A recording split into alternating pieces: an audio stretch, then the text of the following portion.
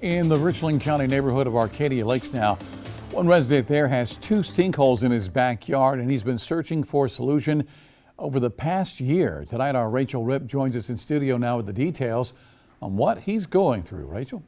Yeah, JR, Don Mitchum has reached out to just about everyone he can think of. His home insurance company, Richland County, CSX, his state representative Beth Bernstein, the Arcadia Lakes mayor and town attorney. All of that with no luck, but he's hoping someone can help him.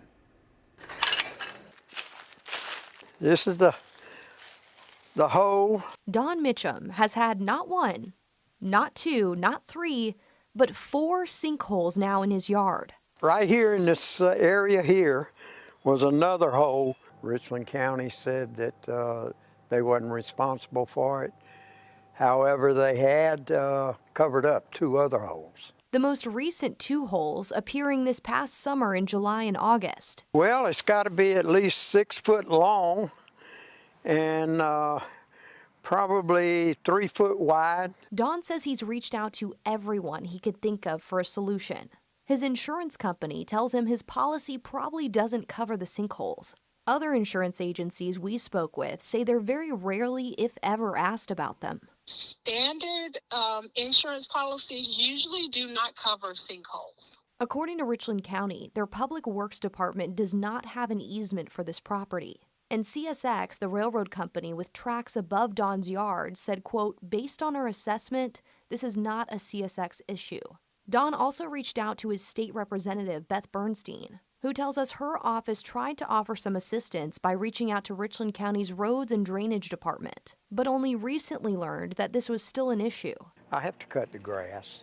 I like a neat yard, and I don't want my grandchildren falling in, or any neighbors or anybody, company, or my dogs, and yeah, it's very inconvenient.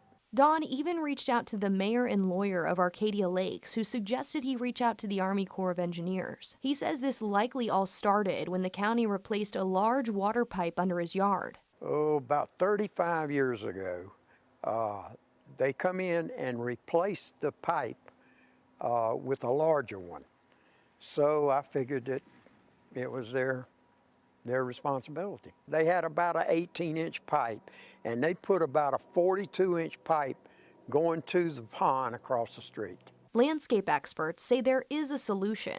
If it can be determined that it's a result of previous construction, yes, if it's a collapsed storm drain, the storm drain will have to be excavated, repaired, and then again properly backfilled. I'd just like to get it fixed, and fixed properly.